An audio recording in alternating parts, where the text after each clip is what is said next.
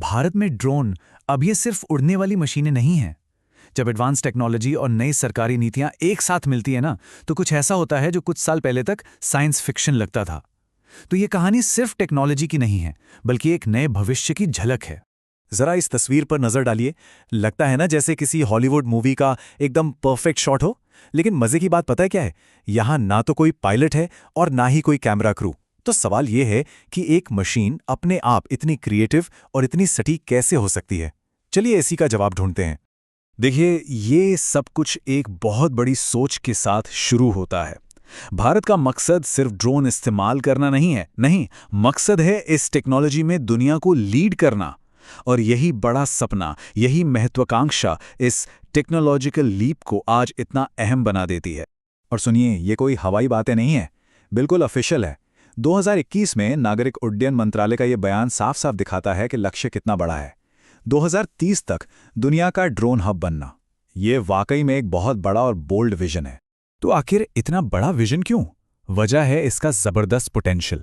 देखिए, ये सिर्फ उड़ने वाली मशीनों की बात नहीं है, ये बात है हमारी इकोनॉमी को एक नई रफ्तार देने की, लाखों जॉब्स क्रिएट करने की, दूर दराज के इलाकों तक दवाइयां और जरूरी सामान पहुंचाने की, और हाँ, हमारी इंफ्रास्ट्रक्चर को और भी बेहतर बनाने की। तो चलिए इस बड़े राष्ट्रीय विजन से थोड़ा जूम इन करते हैं और देखते हैं एक बहुत ही खास और एडवांस टेक्नोलॉजी को एक्शन में। चलिए मिलते हैं एक ऐसे एआई से जिसे सिनेमेटोग्राफी यानी फिल्म बनाने की कला सिखाई जा रही है।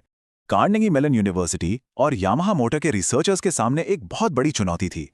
चुनौती ये थी कि एक ऐसा ड्रोन कैसे बनाया जाए जो सिर्फ उड़े ही नहीं, बल्कि एक फिल्म डायरेक्टर की तरह सोचे, जो एकदम स्मूथ हो, पूरी तरह से सेफ हो और देखने में आर्टिस्टिक लगे, खूबसूरत लगे, और ये सब कुछ रियल टाइम में हो, मतलब बिना किसी डिले के।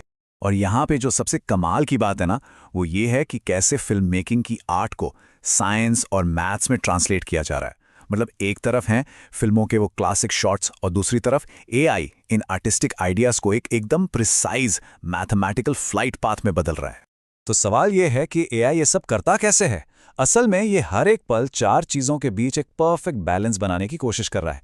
पहला, फ्लाइट एकदम मक्खन जैसी स्मूथ हो। दूसरा, सेफ्टी सबसे ऊपर, किसी भी चीज़ से टक्कर नहीं होनी चाहिए। तीसरा, एक्टर और कैमरे के बीच कोई रुकावट ना आए। और चौथा, फाइनल शॉट देखने में आर्टिस्टिक लगना चाहिए। ये वाकई एक बहुत ही मुश्किल बैलेंसिंग एक्ट है जो एआई हर सेकंड कर रहा है। और ये तस्वीर एकदम साफ साफ दिखाती है कि वो रुकावट से बचने वाला फीचर कितना जरूरी है। ऊपर देखिए, ड्रोन का रास्ता चट्टान के पीछे से जा रहा है और एक्टर फ्रेम से बाहर, शॉट खराब। लेकिन नीचे स्मार्ट एआई के साथ ड्रोन पहले से ही अपना रास्ता बदल लेता है ताकि एक्टर हमेशा हमेशा फ्रेम में रहे, और नतीजा एक एकदम प्रोफेशनल शानदार शॉट। और यहीं पर कहानी में आता है एक बहुत ही दिलचस्प मोड़।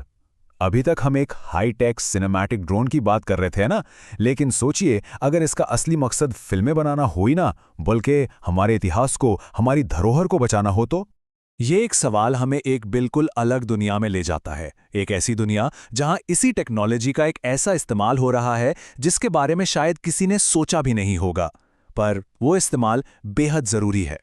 और जवाब है ये राजस्थान का शानदार मेहरानगढ़ किला। भारत के ये किले आर्किटेक्चर के बेजोड़ नमूने हैं, लेकिन सैकड़ों सालों से ये वक्त की मार, मौसम की मार, प्रदूषण की मार सब कुछ झेल रहे हैं, और इसी वजह से इन पर लगातार खतरा बना हुआ है। इन शानदार किलों के दुश्मन एक नहीं, कई हैं। जैसे पत्थरों के अंदर जो नमक और नमी जम जाती है, उससे दीवारें कमजोर हो रही हैं।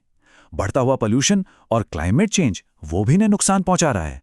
और फिर शहरों का बढ़ता दबाव और कभी-कभी गलत तरीके से की गई रिपेयर्स भी इनकी उम्र को कम कर रही हैं। तो फिर कनेक्शन क्या है? कनेक्शन ये है कि जो एआई एक एक्टर का पीछा करते हुए एक स्मूथ रास्ता प्लान कर सकता है, वही एआई इन विशाल किलों की जांच करने के लिए भी एकदम परफेक्ट है। ये उन छोटी छोटी दरारों को भी देख सकता है जहां कोई इंसान नहीं पहुंच सकता। ये दीवारों में हो रहे नुकसान पर नजर रख सकता है। और सबसे जरूरी बात, कंजर्वेशन एक्सपर्ट्स को वो डिटेल्ड 3D मैप्स दे सकता है जिनकी उन्हें सच में बहुत जरूरत होती है। लेकिन एक बात समझिए, इस तरह का इनोवेशन, फिर चाहे वो फिल्मों के लिए हो या हमारे किलों को बचाने के लिए, ये सिर्फ अच्छी टेक्नोलॉजी से पॉसिबल नहीं है। इसके लिए एक सही माहौल और सही सरकारी पॉलिसीज की भी जरूरत पड़ती है। तो चलिए अब देखते हैं कि कैसे नए नियमों ने इन सब के लिए दरवाजे खोले हैं। इस बदलाव को देखिए जरा, कितना बड़ा फर्क है। पहले ड्रोन उड़ाने के लिए 25 अलग अलग फॉर्म्स और 72 तरह की फीस, और अब 2021 के नए नियमों के बाद सिर्फ 5 फॉर्म्स और बस 4 तरह की फीस। मतलब ब्यूरोक्रेसी कम और इनोवेशन के लिए रास्ते ज्यादा। और ये एक नंबर तो पूरी कहानी कह देता है। रिमोट पायलट लाइसेंस की फीस जो पहले 3,000 रुपए थी, अब है सिर्फ 100 रुपए। सिर्फ इस एक कदम ने ड्रोन टेक्नोलॉजी को हजारों नए लोगों, स्टूडेंट्स और स्टार्टअप्स की पहुंच में ला दिया है। और सिर्फ इतना ही नहीं, आसमान में कहाँ उड़ना है कहाँ नहीं, इसे भी बहुत सिंपल कर दिया गया है। अब एक सीधा सा 3 जोन का सिस्टम है। ग्रीन जोन, यहाँ कोई परमिशन नहीं चाहिए। येलो जोन, यहाँ परमिशन लेनी होगी। और रेड जोन, यहाँ ड्रोन्स अलाउड नहीं हैं। एकदम साफ, एकदम आसान। तो हमने देखा एक बड़ा विजन, एक दमदार टेक्नोलॉजी और उसे सपोर्ट करने वाली पॉलिसीज। लेकिन यकीन मानिए, ये तो बस शुरुआत है।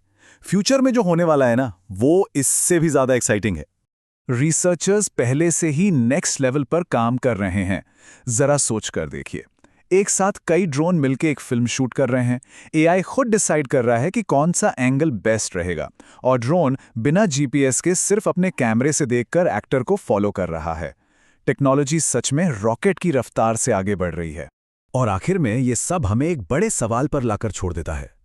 जब बेहतरीन टेक्नोलॉजी, दूर की सोचने वाली पॉलिसीज और अपने इतिहास को बचाने का जज्बा, ये सब एक साथ मिल जाएं, तो पॉसिबिलिटीज की कोई सीमा नहीं रहती। तो सवाल ये है कि एक ऑटोनमस आर्टिस्ट की नज़रों से हम अपनी दुनिया के और कौन-कौन से हिस्सों को देख पाएंगे और बचा पाएंगे? ये एक ऐसा सवाल है जिसका जवाब अभी लिखा जा रहा है।